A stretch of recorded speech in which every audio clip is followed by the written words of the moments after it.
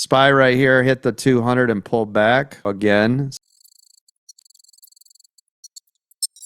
SPY consolidating on the downside at 565.70. Isn't that exactly where we said was the natural double bottom of previous day low? See it, right? We talked about it. This is a spot. There's SPY. That's still sitting on a natural double bottom. What's my favorite trade in the business? Double bottom, double top, right? So be careful. If you guys are still, if you're trying to get into a short on SPY, don't do it here. This is not where you buy puts. You understand me? Everybody listening to the sound of my voice. Yes, coach. This is where we go long on a double bottom natural from previous day low. And if it breaks through that to the downside, you will stop it out and you will short it. But this is not where we buy puts. We need to wait for it to break that critical level to the downside, which is around this 565.50 and below. That's where I would look at. If I'm going to short it, it's going to be below 565.50. Let me mark it. That'll give you a little bit more range in here. I'm telling you, man, that's